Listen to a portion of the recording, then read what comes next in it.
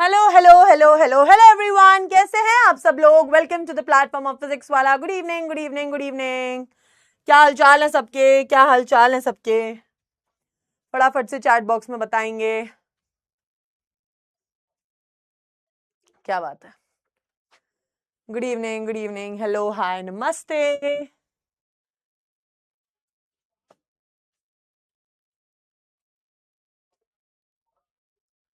क्या बात है, क्या बात है। नमस्ते नमस्ते, good evening good evening good evening.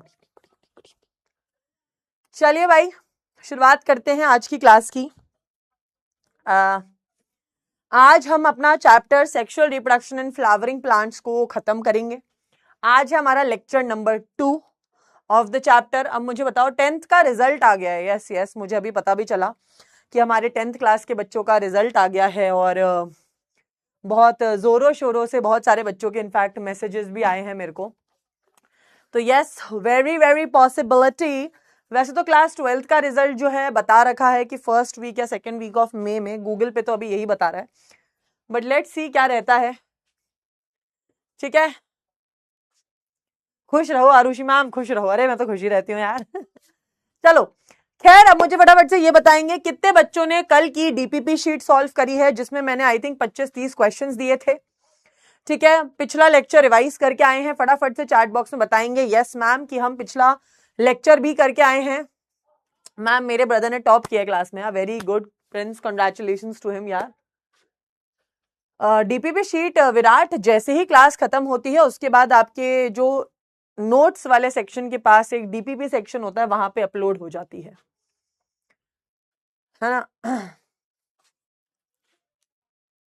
क्या बात है, वेरी गुड बेटा। देखो, अगर तुम क्वेश्चंस करोगे तभी मतलब है, और मैं ये पहली क्लास से बोलती आ रही हूँ और आखिरी तक यही बोलूंगी कि सिर्फ और सिर्फ सीयूईटी का मतलब तभी है जब आप उसके एमसीक्यू बेस्ड क्वेश्चंस कर रहे हो। ठीक है, यहां पर आज हम शुरू करने वाले हैं। That is our lecture number 2 of sexual reproduction and flowering plants. ठीक है, शुरुआत करते हैं आज के टॉपिक आउट ब्रीडिंग डिवाइसेस से। ठीक है, पिछली क्लास में हमने पढ़ा था माइक्रोस्पोरोजेनेसिस, मेगास्पोरोजेनेसिस, हमने पॉलिनेशन, पॉलिनेटिंग एजेंट्स, हमने हर चीज पढ़ी। आज की क्लास में हम शुरुआत कर रहे हैं आउट ब्रीडिंग डिवाइसेस से। अब जैसे ही हम डिवाइस का नाम पढ़ते हैं, हमें कोई इलेक्ट्रॉनिक डिवाइस का नाम मन में आने लगता है, बट आउट ब्रीडिंग डिवाइसेस बेटा कोई डिवाइस नहीं होता। बेसिकली ये प्लांट का खुद का एक तरीका है ताकि वो सेल्फ पॉलिनेशन को होने से रोक ले। ठीक है, to inhibit self pollination. Out breeding devices का काम ही होता है कि सेल्फ पॉलिनेशन को जैसे तैसे रोक दें। अब यहां पे हम बात करते हैं सबसे पहले कि क्या क्या तरीका पौधा कर सकता है जिससे वो सेल्फ पॉलिनेशन को रोक ले। तो पहला तरीका है कि anther and stigma is not mature at the same time. भाई, एंथर अगर अलग टाइम पे मैच्योर हो रहा है और स्टिग्मा अलग टाइम पे मैच्योर हो रहा है, तो दोनों के बीच में फर्टिलाइजेशन कभी भी नहीं हो पाएगा, सेल्फ पॉलिनेशन नहीं हो पाएगा।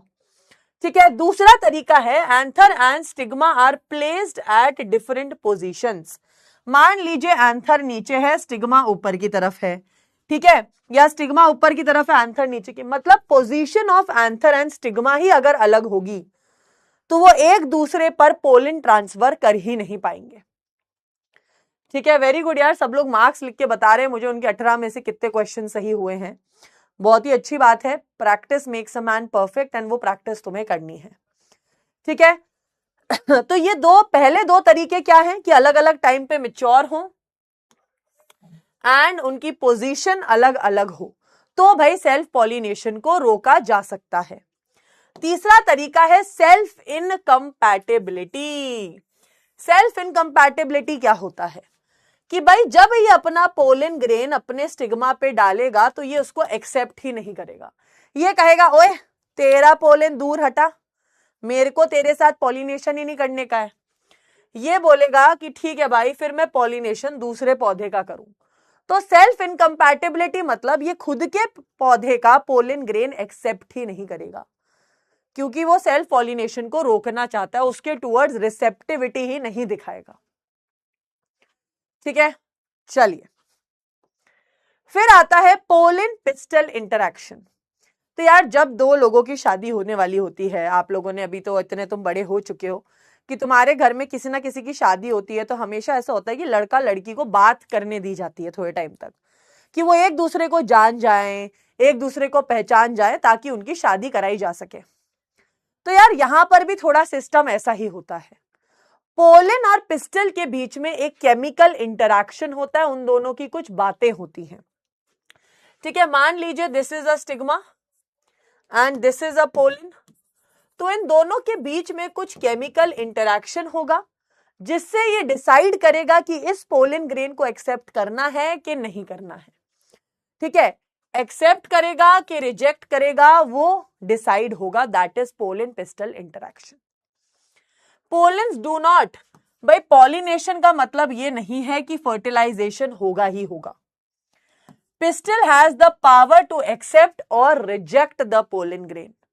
भाई अपने आप वो क्या कर सकता है, पिस्टल पोलन को एक्सेप्ट भी कर सकता है और रिजेक्ट भी कर सकता है। There is a continuous dialogue between pistil and pollen, इनके बीच में केमिकल इंटरैक्शन लगा रहता है। अब पोलन पिस्टल इंटरैक्शन में यही होता है कि कौन से पोलन की पोलन ट्यूब बनेगी, कौन से की नहीं बनेगी। ठीक है, एक्सेप्टेंस एंड रिजेक्शन पर डिपेंड करता है। तो अगर आप देखोगे, कौन मुझे बताएगा कि पोलन ट्यूब किससे बनती है? पोलन ट्यूब किससे बनती है?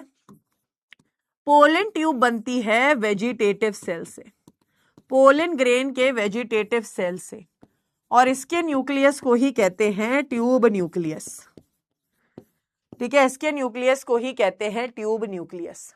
अब आप देखो, इस पोलन ग्रेन में 2 मेल गैमीट्स रिलीज हो चुके हैं। क्लियर है? Very good. अब यार जब पोलन ट्यूब बनती है तो वो हमारे ओवरी के अंदर अलग अलग जगह से एंटर कर सकती है।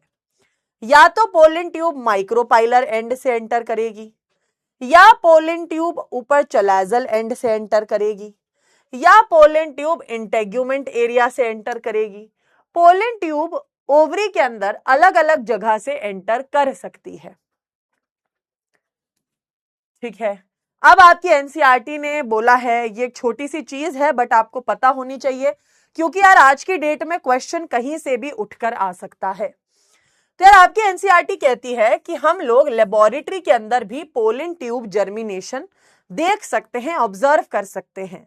उसके लिए आपको एक पोलन ट्यूब को स्लाइड के ऊपर लेना है, उसके ऊपर 10% शुगर सोल्यूशन को डस्ट करना है। या आपने जैसे स्लाइड ले ली, इस पे पोलन ट्यूब डस्ट किए, इस पे शुगर सोल्यूशन डाला, 15 से 30 मिनट के लिए छोड़ा, और माइक्रोस्कोप में देखोगे तो तुम्हें पोलन ट्यूब जर्मिनेशन नजर आने लगेगा। ठीक है, ये किन पौधों में नजर आता है? Pea, chickpea, balsam, vinca, crotalaria. ठीक है, pollens can be germinated in vitro. इन पौधों के अंदर हम पोलन जर्मिनेशन लेबोरेटरी में ऑब्जर्व कर सकते हैं। फिर भाई आता है आर्टिफिशियल हाइब्रिडाइजेशन। 2 पौधों को अगर तुम मिक्स करके एक हाइब्रिड पौधा बनाना चाहते हो तो आर्टिफिशियल हाइब्रिडाइजेशन का प्रोसीजर फॉलो किया जाता है। ठीक है, इस प्रोसीजर में क्या करते हैं? सबसे पहले भाई हमें पता है इस फूल के अंदर फीमेल भी है, पिस्टिल भी है और एंथर भी है। तो हम क्या करेंगे, सबसे पहले इस एंथर को ही कट कर देंगे, ताकि भाई इसका पोलन गलती से भी हमारे स्टिग्मा पे ना गिर जाए। आप सबसे पहले एंथर को काट देंगे। एंथर को काटने के प्रोसीजर को कहते हैं इमैस्कुलेशन। जब आप एक बाइसेक्सुअल फ्लावर के ऊपर से एंथर को कट कर देते हैं, एंथर कट करने के बाद हम उसके ऊपर एक थैली चढ़ा देते हैं, ताकि भाई जो ये पिस्टल है ये प्रोटेक्टेड रहे और इस पर कोई भी ऐरा गैरा पोलन ग्रेन ना गिर जाए। तो हमने क्या किया है, हमने बेसिकली इस पिस्टल को थैली चढ़ा के प्रोटेक्ट कर दिया है, ताकि कोई पोलन ग्रेन इस पर गलती से ना गिर जाए। इस प्रोसेस को कहते हैं बैगिंग।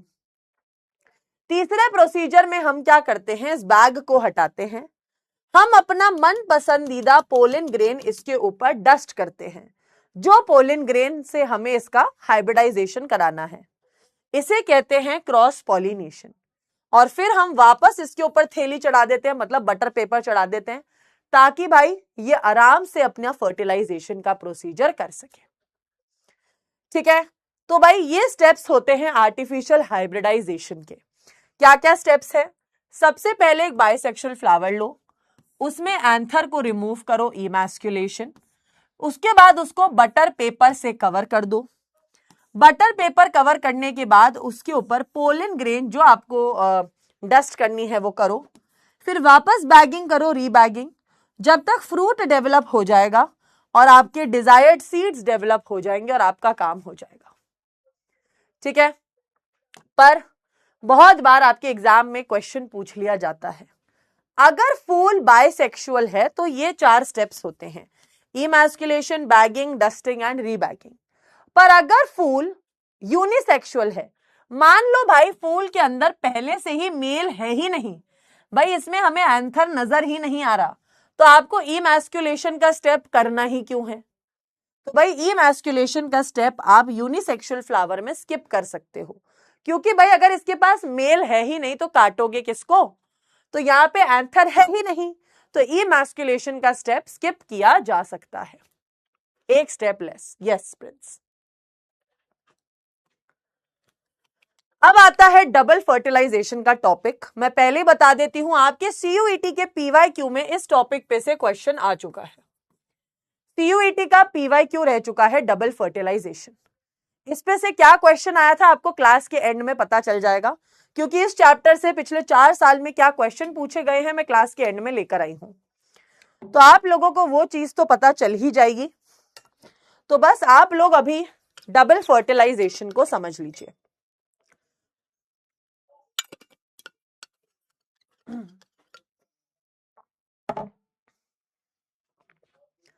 तो बताइए, पहला है सिनगैमी।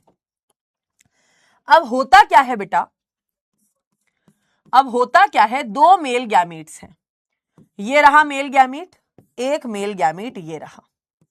अब दोनों मेल गैमीट अलग अलग चीज से फ्यूज करते हैं। पहला मेल गैमीट एग सेल से फ्यूज करेगा और n+n जाइगोट बना लेगा 2n। ठीक है, जाइगोट बेटा कौन सी प्रोसेस से बनता है? सिनगैमी से, और यही आपका पीवाईक्यू था। पीवाईक्यू और सीयूईटी में पूछा गया था जाइगोट डबल फर्टिलाइजेशन में किस प्रोसीजर से बनता है? सिनगैमी से बनता है।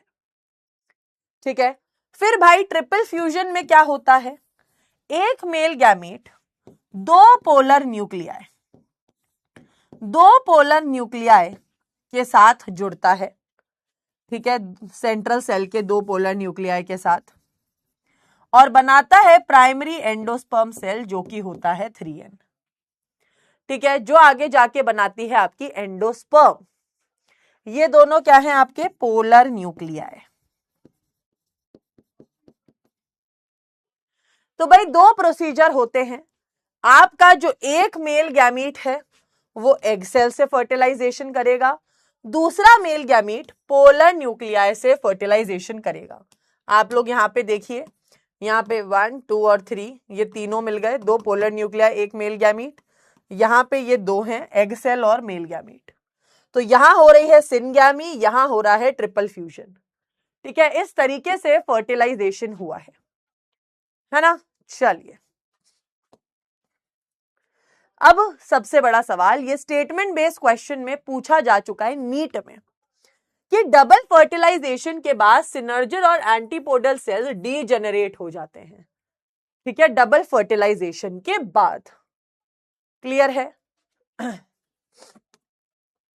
अब बेटा सिर्फ इस चार्ट से भी डायरेक्टली क्वेश्चन पूछे जा सकते हैं, क्योंकि बहुत बार क्वेश्चन पूछा जाता है कि सेंट्रल सेल से क्या बन रही है? एंडोस्पर्म। जाइगोट से बन रहा है एम्ब्रियो, ओवरी से बन रहा है फ्रूट, ओव्यूल से बन रहा है सीड, इंटेग्यूमेंट से बन रहा है सीड कोट, ओवरी की वॉल से बन रही है फ्रूट की वॉल। इस तरीके से बेटा आपकी अलग अलग चीजें पौधे में अलग अलग चीजें बना रही हैं। अब डायरेक्टली एग्जाम में पूछा जा सकता है सीड किससे बनता है? ओव्यूल से। फ्रूट किससे बनता है? ओवरी से। ठीक है, जाइगोट से क्या बनता है? एम्ब्रियो। एंडोस्पर्म किससे बनती है? सेंट्रल सेल से। डायरेक्टली क्वेश्चन पूछा जा सकता है। क्लियर? तो सबसे पहले पढ़ लेते हैं एंडोस्पर्म को। एंडोस्पर्म बेटा आपकी sexual reproduction and flowering plants में एक लौती ऐसी चीज दे रखी है जिसकी प्लॉइडी 3n होती है। तो याद रखना, अगर कभी प्लॉइडी के ऊपर क्वेश्चन आ जाए तो आपको प्लॉइडी पता होनी चाहिए एंडोस्पर्म की, दैट इज ट्रिप्लॉइड 3n। ये बनता है ट्रिपल फ्यूजन के प्रोसेस से। ठीक है, ये बेसिकली बेटा फूड का स्टोरेज करने में मदद करता है। ये न्यूट्रिशन देता है एम्ब्रियो को। भाई फंक्शन क्या है एंडोस्पर्म का? एम्ब्रियो को न्यूट्रिशन देना। जो भाई पौधे का छोटा बच्चा डेवलप हो रहा है उसको न्यूट्रिशन कौन देगा? एंडोस्पर्म। अब एंडोस्पर्म भाई दो तरीके की होती है। इसके ऊपर यार अगेन PYQ पूछा जा चुका है CUET एग्जाम में। फ्री न्यूक्लियर एंडोस्पर्म के ऊपर PYQ पूछा गया है आपकी CUET के पेपर में। दो टाइप की एंडोस्पर्म होती है, free nuclear endosperm and cellular endosperm. Free nuclear endosperm का एग्जाम्पल होता है कोकोनट का पानी, that is coconut water. Free nuclear endosperm में क्या होता है? न्यूक्लियस बहुत ज्यादा डिवाइड करता है। सेल्यूलर एंडोस्पर्म में न्यूक्लियस तो कर ही रहा है, साथ में साइटोकाइनेसिस भी हो रहा है, सेल भी डिवाइड कर रहा है। सेल्यूलर एंडोस्पर्म का एग्जाम्पल होता है कर्नल ऑफ द कोकोनट। ठीक है, इसके ऊपर बेटा PYQ पूछा गया था आपके CUET के एग्जाम में कि फ्री न्यूक्लियर एंडोस्पर्म का एग्जाम्पल बताओ। ठीक है, फ्री न्यूक्लियर एंडोस्पर्म का एग्जाम्पल बताओ। तो ये चीजें आपको पता ही होनी चाहिए। ठीक है, आप देख सकते हैं this is kernel of coconut, this is coconut water which is free nuclear endosperm. तो भाई अगर एंडोस्पर्म एम्ब्रियो पूरी तरीके से खा जाए, ऐसा होता है पी एंड ग्राउंडनट और बीन्स में। एंडोस्पर्म भाई कुछ सीड्स के अंदर रह जाती है जैसे कैस्टर एंड कोकोनट। कुछ पौधों में भाई एंडोस्पर्म को पूरी तरीके से एम्ब्रियो खा जाता है, कुछ में एंडोस्पर्म बच जाती है। अब अगेन PYQ क्वेश्चन भाई CUET में पहली बात बता देती हूं important, sexual reproduction and flowering plant से आज के 4 सालों में कुछ 5 या 6 क्वेश्चन पूछे गए हैं। उन 5 और 6 क्वेश्चन में एंडोस्पर्म, एम्ब्रियो और डबल फर्टिलाइजेशन के ऊपर क्वेश्चन पूछा गया है ज्यादातर। भाई क्वेश्चन पूछा गया था आपके PYQ में कि डाइकॉट के एम्ब्रियो बनने में कौन कौन से प्रोसेस इन्वॉल्व होते हैं? That is zygote, pro embryo, this is pro embryo, फिर आता है globular embryo, heart shaped embryo, और फिर बनता है मैच्योर डाइकोटिलिडन एम्ब्रियो। तो यार एम्ब्रियो बनने की प्रोसेस में कौन कौन इन्वॉल्व्ड है? Zygote, pro embryo, globular embryo, heart shaped embryo. इन चारों के नाम आपको भाई ऐसे याद होने चाहिए कि जाइगोट बनेगा, फिर प्रो एम्ब्रियो बनेगा,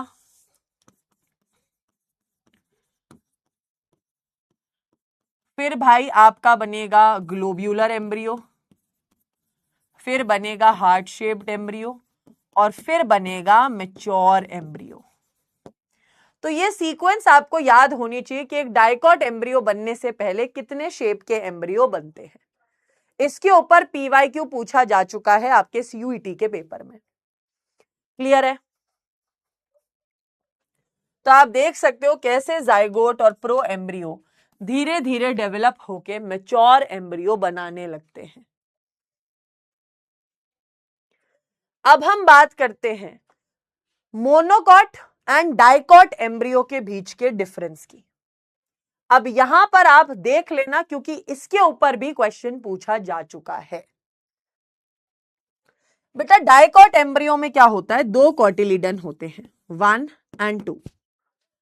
प्लीम्यूल क्या होता है? जिससे आगे जाके शूट उगेगी। रेडिकल क्या होता है? जिससे आगे जाके रूट उगेगी। रूट के नीचे कवरिंग होती है रूट कैप की, ये रही। ठीक है, हाइपोकोटाइल होता है रूट से ऊपर, एपिकोटाइल होता है प्लीम्यूल से ऊपर। डाइकॉट है तो 2 कॉटिलीडन्स होंगे। कितने कॉटिलीडन होते हैं यहाँ पे? 2। मोनोकॉट में बेटा एक ही कॉटिलीडन होता है जिसका नाम होता है स्क्यूटेलम। और ये एपीब्लास्ट क्या है? Remnants of cotyledon. क्योंकि यार मोनोकॉट्स के अंदर एक ही कॉटिलीडन होता है, तो जो दूसरा कॉटिलीडन है वो सिकुड़ चुका है, उसके कुछ रेमिनेंट्स रह गए हैं जिन्हें हम एपीब्लास्ट कहते हैं। जिन्हें हम क्या कहते हैं? एपीब्लास्ट कहते हैं। फिर भाई इसमें क्या होता है? इसमें शूट है जो कि प्लिम्यूल है, रेडिकल है, रूट कैप है। पर यहां पर 2 नई चीजें हैं जो डाइकॉट में नहीं होती थी। दैट इज, यहां पे शूट के ऊपर कवरिंग है सीलप्टाइल और रूट के ऊपर कवरिंग है सीलोराइजा, जो कि बेटा सिर्फ और सिर्फ फीचर होता है मोनोकॉट्स का। स्टार लगा लेना यहां पे। सीलप्टाइल और सीलोराइजा फीचर है जो सिर्फ और सिर्फ मोनोकॉट्स के अंदर होता है। तो अगर मैं आपको यहां पर दिखाऊं तो ये सारी चीजें, इतनी चीजें होती हैं डाइकॉट के अंदर और ये सारी चीजें होती हैं मोनोकॉट के अंदर। तो भाई सीलप्टाइजा और सीलप्टाइल, अब कैसे याद रखेंगे कि सीलप्टाइला प्लिम्यूल की कवरिंग है? सीलप्टाइला में पी आता है और प्लिम्यूल के अंदर पी आता है। ठीक है। सीलप्राइजा में आर आता है और रेडिकल में आर आता है। तो रेडिकल की कवरिंग होती है सीलोराइजा, प्लिम्यूल की कवरिंग होती है सीलप्टाइल। और ये सिर्फ और सिर्फ मोनोकॉट का फीचर है। ठीक है, यहां पे आप देख सकते हो डाइकॉट मतलब 2 कॉटिलीडन्स, मोनोकॉट में एक ही कॉटिलीडन है। सीलप्टाइल और सीलप्राइजा 2 कवरिंग है जो आपको डाइकॉट में नजर नहीं आएंगी। क्या सबको इतनी चीज क्रिस्टल क्लियर है? चलो आंसर दे दो। The coconut water from tender coconut represents free nuclear proembryo, free nuclear endosperm, endocarp या फ्लैशी मोनोकॉट? फटाफट से आंसर करेंगे।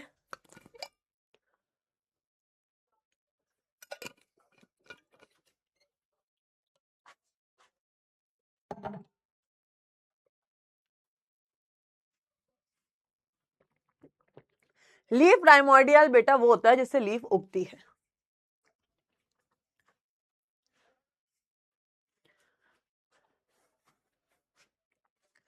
Free nuclear endosperm.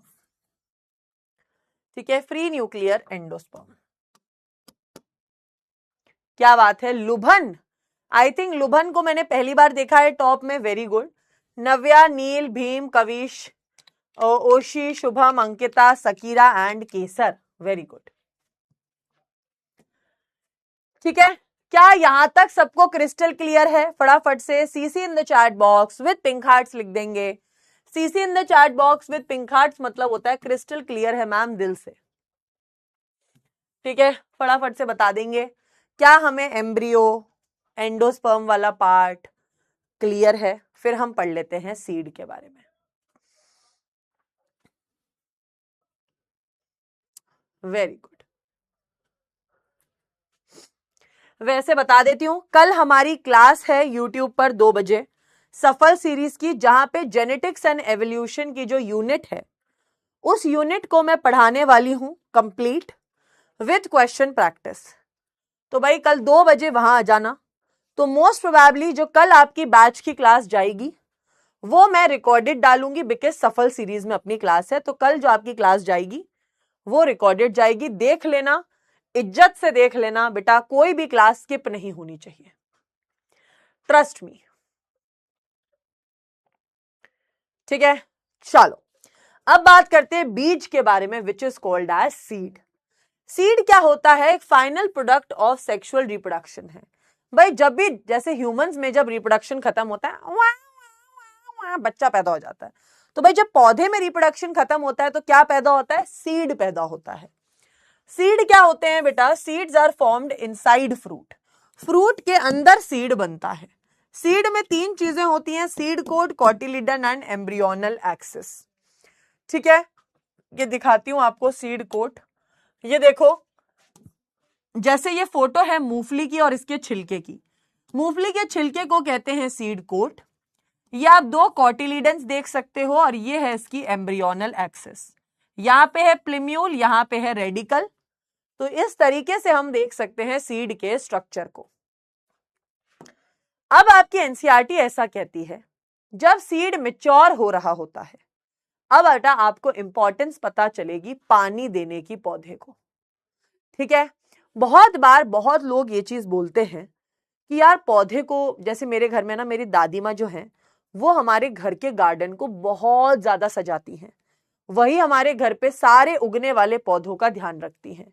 और मेरी दादी माँ की एक चीज बहुत ज्यादा फिक्स है कि वो भाई कंटिन्यूसली सबको, हमें सबको टोकती हैं और डांटती हैं कि यार बेटा पानी दो पौधों को।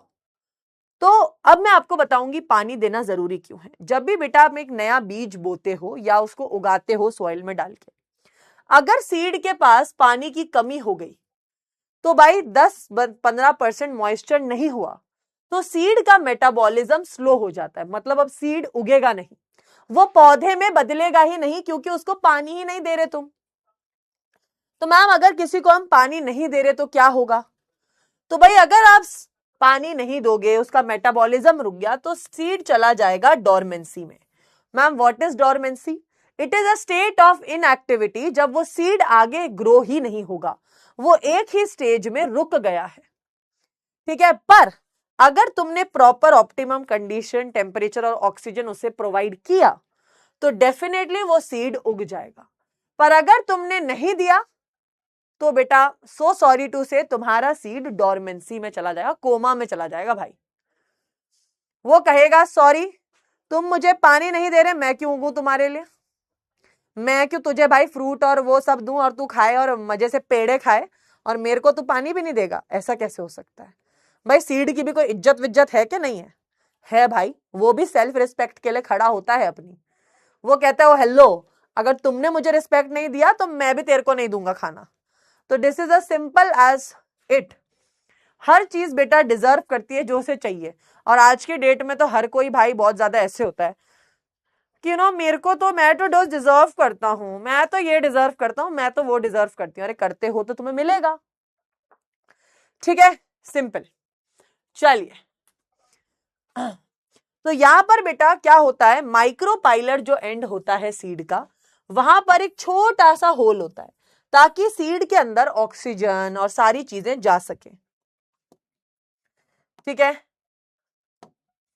तो यार अब सीड 3 टाइप के होते हैं। मेरा ऐसा मानना है, हो सकता है सीयूईटी में इस साल इन सीड्स के ऊपर से क्वेश्चन एग्जाम्पल के फॉर्म में पूछ लिया जाए, क्योंकि अगर आप पैटर्न देखोगे सीयूईटी का तो वो लोग कभी एंडोस्पर्म से, कभी एम्ब्रियो से ऐसे क्वेश्चंस पूछ रहे हैं। तो हो सकता है इस साल वो लोग सीड के ऊपर से क्वेश्चन पूछ लें। ठीक है, तो सीड क्या है भाई? एंडोस्पर्मिक सीड होते हैं जिनके पास एंडोस्पर्म होती है। जिस सीड के पास बेटा एंडोस्पर्म होगी, जैसे यहां पर अगर तुम देखोगे इनके पास एंडोस्पर्म है, जिसके पास एंडोस्पर्म होगी बेटा उन्हें कहते हैं एंडोस्पर्मिक सीड्स, जैसे wheat, barley, coconut and custard, sorry castor. फिर भाई कुछ सीड्स होते हैं जिनके पास एंडोस्पर्म नहीं है। ठीक है, जिनके पास एंडोस्पर्म है ही नहीं, इनके पास एंडोस्पर्म नहीं है, नॉन एंडोस्पर्मिक, इनके एंडोस्पर्म एम्ब्रियो खा चुका है, जैसे pea, bean, groundnut and orchids, इनके अंदर एंडोस्पर्म बची ही नहीं है।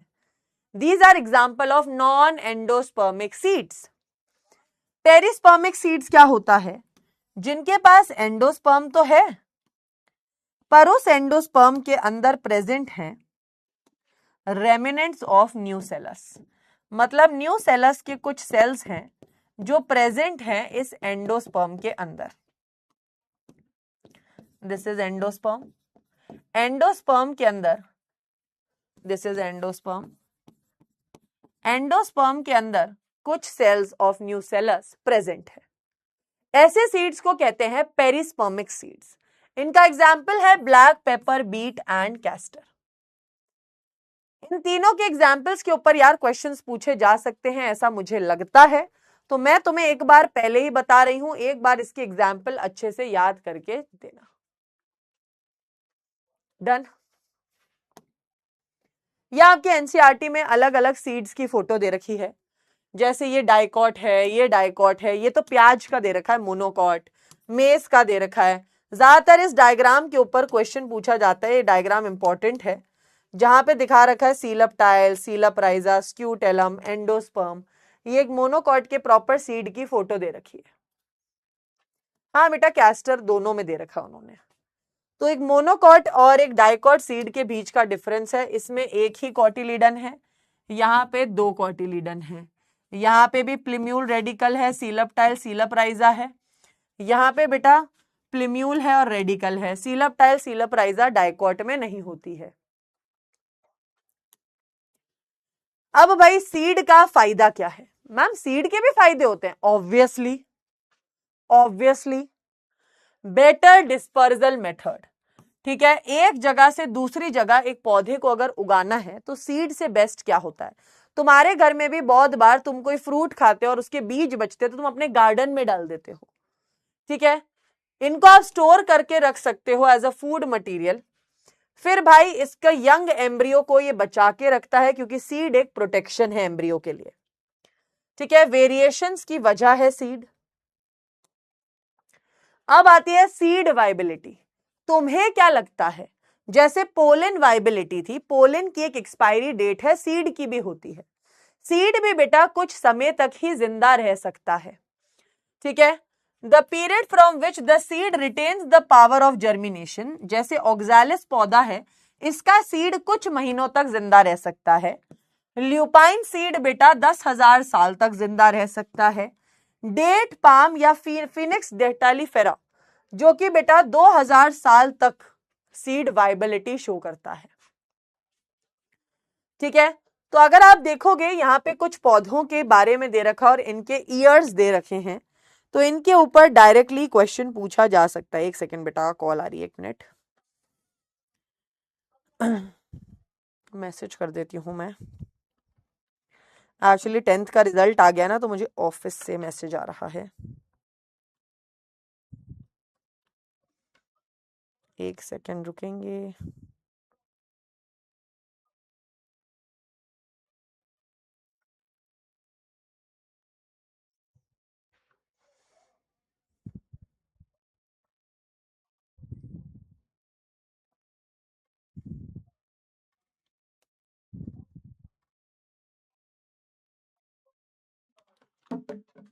ठीक है, चल नेक्स्ट बेटा, इसी तरह आपकी बुक ने दे रखा है, ऑर्किड के पौधे में 1000 ऑफ टाइनी सीड्स होते हैं, और बैंशे एंड स्ट्रिगा करके एक पैरासिटिक स्पीशीज है, उसमें भी खूब सारे सीड्स होते हैं। फिकस के पौधे में भी बहुत सारे सीड्स होते हैं। हालांकि इस डेटा के ऊपर कभी कोई क्वेश्चन नहीं आएगा, बट मैं आपको दिखा रही हूं कि देखो फिकस के पौधे पे देखो कितने सारे सीड्स उग रहे हैं, छोटे छोटे। अब आता है फ्रूट। भाई सब लोगों का फेवरेट फ्रूट क्या है, पहले तो मैं ये जानना चाहूंगी कि यार फ्रूट सबका फेवरेट कौन सा है। उससे पता चलेगा तुम दगाबाज हो कि तुम लॉयल हो। अभी देखती हूं मैं तुम कितने लॉयल हो, है ना। फटाफट अपना सब लोग फेवरेट फ्रूट बताएंगे। मेरा फेवरेट फ्रूट है मैंगो एंड लीची, बट मैंगो को मैं सबसे ऊपर रखती हूँ। ठीक है, वाटरमेलन कोई बोल रहा है, मैंगो, लीची। भाई मेरा कॉपी नहीं करना, स्ट्रॉबेरी, एप्पल, गुआवा। ठीक है, तो अब होता क्या है बेटा, कायदे से फ्रूट बनना चाहिए ओवरी से। तो अगर फ्रूट बेटा ओवरी से बनता है उसे कहते हैं ट्रू फ्रूट, जैसे कि मैंगो। तो बेटा जिन भी लोगों को मैंगो पसंद है, तुम लोग सच्चे लोग हो, तुम लोग अपनी ओरिजिन को मानते हो, है ना। ओवरी से उगने वाला फ्रूट एक ट्रू फ्रूट, एक सच्चा फ्रूट होता है। पर कुछ फ्रूट होते हैं बेटा जो ओवरी के अलावा दूसरी जगहों से उगते हैं, जैसे थैलेमस से, जैसे एप्पल, स्ट्रॉबेरी, काजू। तो भाई जिन भी लोगों को एप्पल और स्ट्रॉबेरी पसंद है, तुम लोग दगाबाज हो, you are false fruit eater. तुम्हें वो फ्रूट पसंद है जो झूठा फ्रूट है, जो भाई ओवरी से नहीं उगता, थैलेमस से उग रहा है भाई साहब। तो भाई जिनको भी फॉल्स फ्रूट पसंद है, तुम सब धोखेबाज हो। ठीक है, फिर आते हैं पार्थिनोकार्पिक फ्रूट्स। पार्थिनोकार्पिक फ्रूट्स क्या होते हैं? ये वो फ्रूट्स होते हैं भाई जो बिना फर्टिलाइजेशन के बन जाते हैं, विदाउट फर्टिलाइजेशन, ठीक है, बिना किसी मेहनत के भाई ये बन जाते हैं, राइट। विदाउट फर्टिलाइजेशन बनने वाले इन्हें कहते हैं वर्जिन फ्रूट्स। ये सीडलेस होते हैं, इनके अंदर कोई सीड प्रेजेंट नहीं होता है, ठीक है। जैसे बनाना एंड ग्रेप्स, ये विदाउट फर्टिलाइजेशन होते हैं, इनमें कोई बीज नहीं होता है, जैसे केला और ग्रेप्स। तो भाई जिनको ये पसंद है वो तो हैं पार्थिनोकार्पिक, बीच के लोग जो दोनों जगह रहते हैं। कोई क्या कह रहा है, लॉयल्टी तो मैम मेरे डीएनए में है, ठीक है। चलो, यस, अगेन इनके ऊपर पीवाईक्यू क्वेश्चन पूछा जा चुका है। फिर होते हैं भाई कुछ फ्रूट्स जो काफी फ्लैशी होते हैं, जिनको जब तुम खाते हो तो उसमें पल्प होता है, जैसे mango, orange, guava are fleshy fruits. Dry fruits होते हैं सूखे, जैसे ग्राउंडनट, मस्टर्ड। फ्रूट की वॉल को बेटा पेरिकार्प कहते हैं, याद रखना। ये देखो, ये रही झूठे लोगों की फोटो, जिनको एप्पल और स्ट्रॉबेरी पता है, ठीक है। ये वही है फॉल्स फ्रूट वाले लोग। फिर आता है बेटा हमारा next topic which is called as apomixis.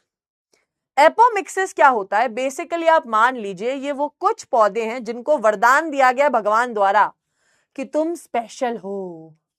Ma'am ऐसा क्यों? क्योंकि भाई कुछ पौधे हैं जिनके पास होते हैं एपोमिक्टिक जीन्स। ये पौधे बेटा बिना किसी फीमेल के डायरेक्टली बच्चा पैदा कर सकते हैं, मेल के बिना। ये डायरेक्टली बिना फर्टिलाइजेशन ये क्या करते हैं, विदाउट मियोसिस, विदाउट फर्टिलाइजेशन बच्चा पैदा कर सकते हैं। इन्हें मियोसिस की जरूरत नहीं है, इन्हें फर्टिलाइजेशन की जरूरत नहीं है, इन्हें किसी मेल की जरूरत नहीं है, मेल गैमीट की। ये अपने आप में एक बच्चा पैदा कर सकते हैं, डायरेक्टली अपनी मां से बच्चा पैदा कर सकते हैं। ऐसे फ्रूट्स, ऐसे पौधों को कहते हैं एपोमिक्टिक पौधे। पर ये सिर्फ वही होते हैं जिनके पास एपोमिक्टिक जीन हो। तो मैम ऐसे पौधे क्या होते हैं? जैसे sunflower, marigold, Asteraceae family, Poaceae family से ग्रासेस। ये कुछ ऐसे पौधे हैं जिनको भगवान के द्वारा स्पेशल वरदान मिला है कि भाई तू बिना मियोसिस, बिना फर्टिलाइजेशन के बच्चा कर सकता है। सो बेसिकली एपोमिक्सिस में क्या होता है, micro megaspore mother cell directly embryo sac बना देती है। Megaspore mother cell directly embryo sac बना देती है, बिल्कुल डायरेक्ट, ठीक है। पार्थिनोजेनेसिस और पार्थिनोकार्पी का फर्क देख लेना। बहुत बच्चे इन दो शब्द में जिंदगी भर कंफ्यूज रहते। इनफैक्ट भाई इतने बच्चे ग्रेजुएशन में, बीएससी में चले जाएंगे, हर जगह चले जाएंगे, बट उन्हें पार्थिनोजेनेसिस और पार्थिनोकार्पी का फर्क नहीं पता होता। पार्थिनोजेनेसिस में बेटा सीड बनता है, पार्थिनोकार्पी में सीडलेस होते हैं। पार्थिनोजेनेसिस बेटा एपोमिक्सिस के केस में होता है, जहां पर भाई सीड बनेगा, पर पार्थिनोकार्पी में फ्रूट बनता है। दोनों प्रोसेस बेटा बिना फर्टिलाइजेशन और बिना मियोसिस के होती है। पर parthenogenesis is a technique of making seed without fertilization and parthenocarpy is a process of making fruit without fertilization, ठीक है। तो ये चीज का ध्यान रखेंगे। अब यार आपकी एनसीईआरटी में एक बहुत बड़ा सारा पैराग्राफ दे रखा है आपके एनसीईआरटी के आखिर में, एनसीईआरटी के अंदर, कि यार एपोमिक्टिक सीड्स को फार्मर्स के लिए फायदेमंद क्यों है।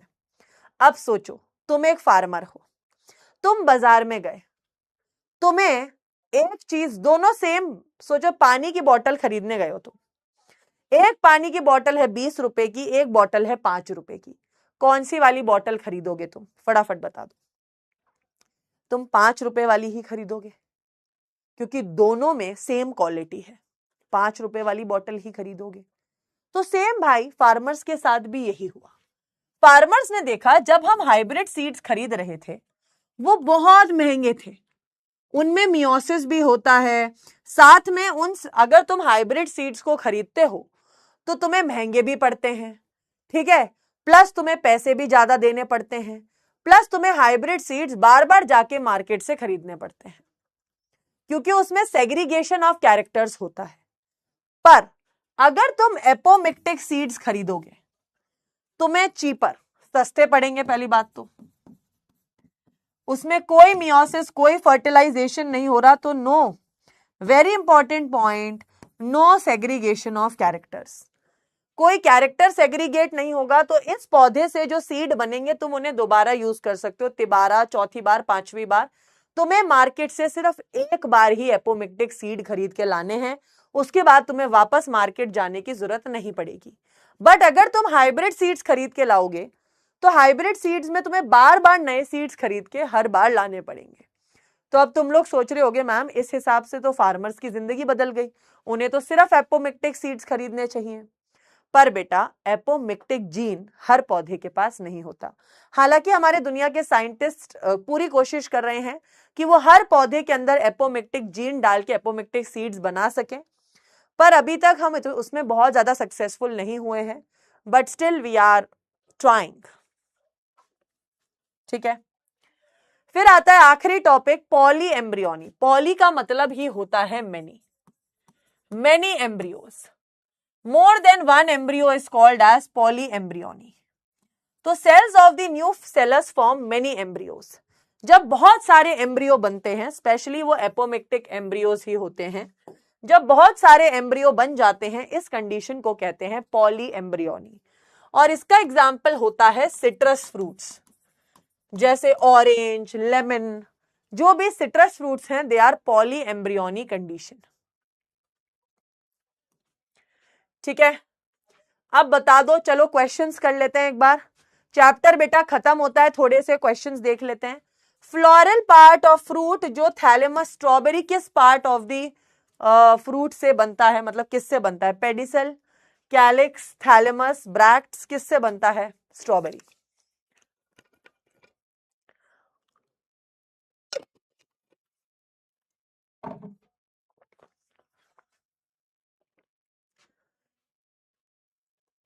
भाई हमने अभी थोड़ी देर पहले ही पढ़ा, दोगले लोग स्ट्रॉबेरी खाते हैं। थैलेमस से बनता है भाई, थैलेमस से बनता है। ठीक है, दैट इज सी ऑप्शन।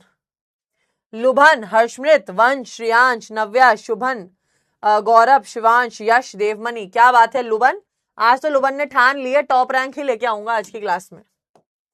चलिए बेटा कुछ सीयूईटी के पीवाईक्यू सॉल्व कर लेते हैं। सीयूईटी के कुछ पीवाईक्यूज देख लेते हैं जो पिछले 4 साल में आए हैं। क्या सब रेडी हैं? फटाफट से यस मैम लिखेंगे। इस चैप्टर से बेटा पिछले 4 साल में जितने भी क्वेश्चंस आए हैं मैं लेकर आई हूं। देखते हैं तुम लोग से कितने क्वेश्चन सॉल्व होते हैं। हालांकि 4-5 ही क्वेश्चंस है जो पिछले 4 साल में आए हैं इस चैप्टर से, बट लेट्स सी। ठीक है, लेट्स सी, देखें रेडी हैं तुम लोग? अपना स्कोर कैलकुलेट करके मुझे बाद में कमेंट सेक्शन में बताओगे तुम्हारे कितने सही हुए थे। पहला क्वेश्चन, मैच द कॉलम। ठीक है, मैच द कॉलम है poly embryony, poly parthenocarpy, false fruit, embryo sac. तो भाई यहां पे हमें पता है पॉली एम्ब्रियोनी होता है सिट्रस फ्रूट्स में, तो यहां पे हमें एक ही सिट्रस फ्रूट दिख रहा है ऑरेंज, मतलब ए का होगा, सॉरी पी का होगा थर्ड ऑप्शन, तो ये वाला ऑप्शन तो वैसे ही कैंसिल हो गया। फिर आता है फॉल्स फ्रूट, ठीक है, सॉरी पार्थिनोकार्पी। पार्थिनोकार्पी का एग्जाम्पल है सीडलेस फ्रूट्स जैसे बनाना, क्यू का हो गया फोर्थ ऑप्शन, विच मीन्स ये वाला ऑप्शन भी कैंसिल। फिर आता है फॉल्स फ्रूट, फॉल्स फ्रूट का एग्जाम्पल है एप्पल, और एम्ब्रियो सैक कहते हैं फीमेल गैमेटोफाइट को। तो भाई which makes B option as the correct answer. ठीक है, केसर, प्रिंस, यश, देबाजी, देवमणि, शिवांश, श्रुति, हर्षमृत, श्रेया, अक्षत। वेरी गुड, तो आंसर हमने देख लिया है, सेकंड ऑप्शन सही था। नेक्स्ट क्वेश्चन है, ये भी बेटा सीयूईटी पीवाईक्यू है। Arrange the following stages of development of a dicot embryo in a order of their occurrence. तुम्हें अरेंज करना है, सबसे पहले क्या बना, फिर क्या बना, फिर क्या बना। मैंने बकायदा तुम्हें इसकी सीक्वेंस लिखवाई थी, formation of heart shaped embryo, formation of typical. अब तुम्हें बेटा सीक्वेंस पता होनी चाहिए और तुम्हें खुद से लिखना है। सबसे पहले बनता है जाइगोट, जाइगोट से बनता है वैसे तो प्रो एम्ब्रियो, बट यहां प्रो एम्ब्रियो दे नहीं रखा, तो यहां मैं लिखूंगी ग्लोब्यूलर। ग्लोब्यूलर के बाद बनता है हार्ट शेप्ड और फिर बनता है डाइकॉट मैच्योर एम्ब्रियो। तो कायदे से देखा जाए तो फर्स्ट होगा ये, सेकंड ये, थर्ड ये, फोर्थ ये। तो थर्ड ऑप्शन, फोर्थ, थर्ड, अच्छा सॉरी, ठीक है, yes, which makes B option as the correct answer. Very good, ठीक है। नील, शुभन, यश, नव्या, भीम, लुभन, श्रेयांश, मीठी, ओशी एंड गौरव, मोदक। क्या बात है यार, very good answer. Next question है, which of the following guides the entry of pollen tube into the embryo sac. ठीक है, अब जैसे भाई ये होता है एम्ब्रियो सैक, ये रहे 3 एंटीपोडल, ये रहे 2 सिनर्जिड, ये रहा एग सेल, ये रहा सेंट्रल सेल। तो यहां पे बेटा प्रेजेंट होती है एक चीज जिसे कहते हैं, एक चीज कहते हैं इसको, जो पोलन ट्यूब को गाइड करती है कि इधर से ही एंटर होना है। इस चीज को कहते हैं बेटा filiform apparatus. Antipodal cells micropylar और सिनर्जिड नहीं, फिलीफॉर्म अपरेटस होता है जो पोलन ट्यूब को गाइड करता है कि किधर से एंटर होना चाहिए। ये भी बेटा आपका सीबीएसई का पीवाईक्यू है, ठीक है, सीबीएसई का पीवाईक्यू है। कायदे से देखो तो सारे क्वेश्चन का आंसर बी ऑप्शन ही चल रहा है। लुभन, ओशी, शुभम, नील, यश, हर्षमित, नव्या, श्रेयांश, शिवांश, केसर। Which one of the following is opposite part of the micropylar end of ovule? भाई मुझे पता है,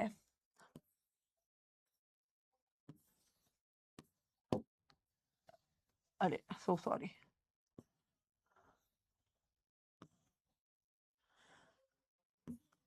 हमें पता है ये है micropylar and.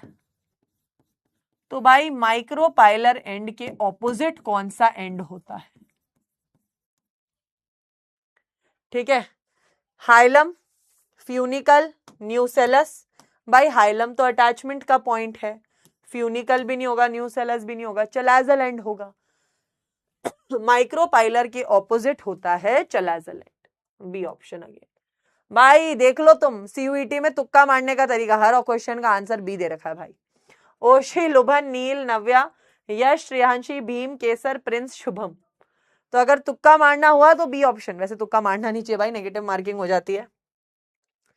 Which one of the following is not a stage of growing embryo in a dicotyledon plant? भाई इनमें से कौन सा ऑप्शन है जो एक एम्ब्रियो का स्टेज ही नहीं होता? तो भाई मैं यहां लिख देती हूं, तुम्हें अपने आप पता चल जाएगा। सबसे पहले बनता है zygote, pro embryo, globular embryo,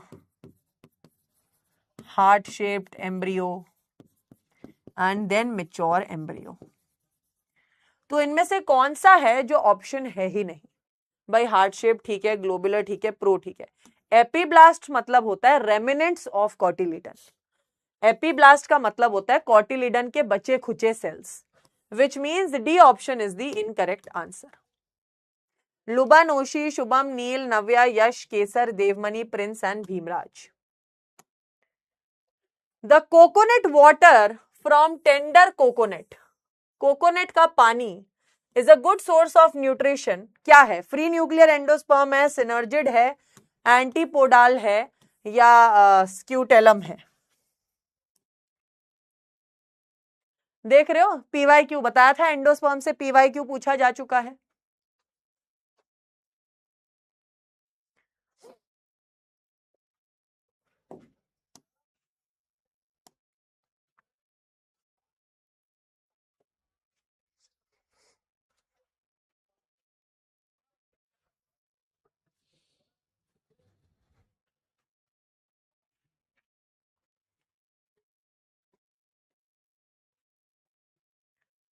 answer है बेटा फ्री न्यूक्लियर एंडोस्पर्म का एग्जाम्पल होता है कोकोनट वाटर। लुभन, वाह लुभन, वेरी गुड। श्रेयाशी, श्रेयांश, शुभम, नव्या, माही, कविश, किट्टू, भीमराज, अनुष्का। मैं बहुत सारे जैसे नव्या और श्रेयांश का नाम भी मैं बहुत बार देख चुकी हूँ, कविश का भी दे चुकी हूँ, भीमराज का भी काफी बार आ चुका है, अनुष्का का भी, शुभम नीट भी आज काफी अच्छा परफॉर्म कर रहे हैं क्लास में। तो यार अगर तुम देखोगे बेटा, हर बच्चा कोशिश कर रहा है हर क्लास में बेहतर बनने की, और वो तुम्हें भी करनी चाहिए। आखिरी क्वेश्चन आज की क्लास का, formation of zygote is a result of emasculation, triple fusion, syngamy या बैगिंग। मैंने बोला था डबल फर्टिलाइजेशन से पीवाईक्यू पूछा गया है। तो बेटा ये जितने भी क्वेश्चंस थे आज की क्लास के, पिछले 4 साल में सीयूईटी एग्जाम में पूछे गए क्वेश्चंस हैं। अब इसमें भी अगर तुम गलती कर दो तो आई एम सो सॉरी। तो ये आप देख सकते हो कि जितना भी कंटेंट मैं आपको क्लास में पढ़ाती हूं, उतने कंटेंट से क्वेश्चन पूछे गए हैं सीयूईटी में। तो अब प्लीज आज के बाद क्लास के नीचे कभी कमेंट मत करना कि मैम आपने ये टॉपिक स्किप करा, ये स्किप। भाई जो पढ़ा रही हूँ वो सीयूईटी बेस्ड स्टडी करा रही हूँ आपको, और आप मेरे पे विश्वास रखोगे तो ये सीयूईटी के पीवाईक्यू क्या, इस साल के सीयूईटी के क्वेश्चंस भी निकाल लोगे।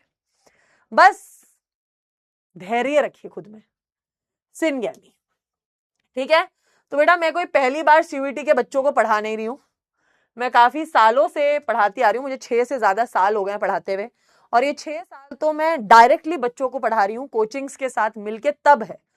बाकी बेटा मैं मेरी क्लास 11th से 9वीं 10वीं के बच्चों को पढ़ाती आ रही हूँ, कॉलेज टाइम से 11वीं 12वीं के बच्चों को पढ़ाती आ रही हूँ, खुद एक नीट यूजी और नीट पीजी एस्पायरेंट रह चुकी हूँ।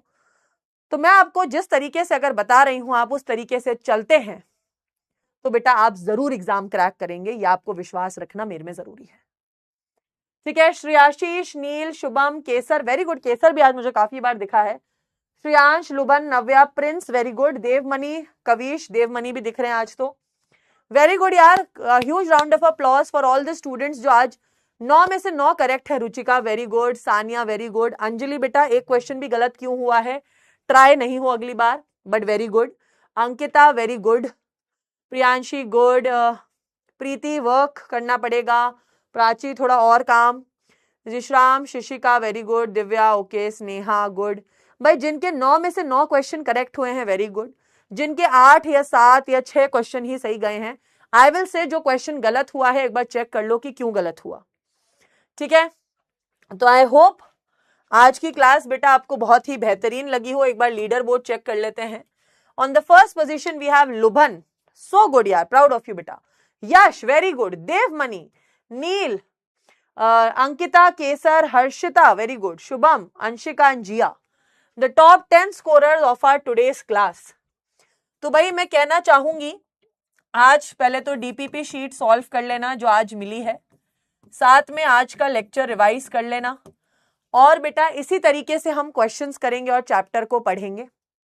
कल यार मेरी सफल सीरीज की क्लास है, सफल की क्लास है सीयूईटी वाला यूट्यूब चैनल पर, कल मेरी क्लास है 2 बजे, दैट इज 2 PM, ठीक है, जहां पे मैं जेनेटिक्स एंड एवोल्यूशन की यूनिट पढ़ाने वाली हूं आप लोगों को।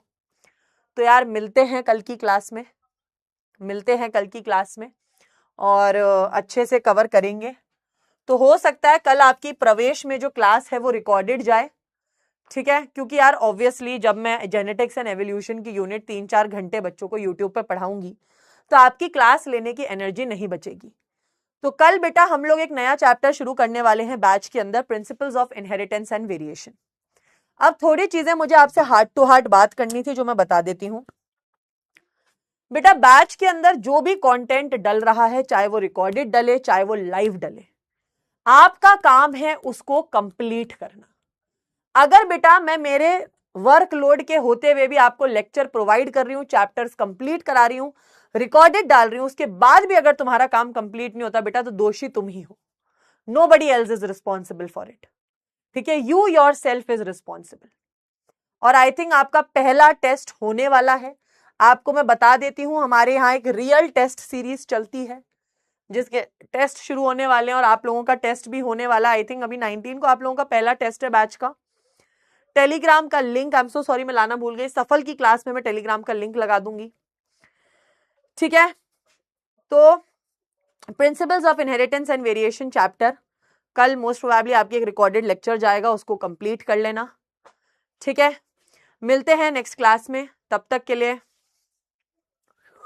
Bye bye everyone, love you all, मिलते हैं नेक्स्ट क्लास में, तब तक अच्छे से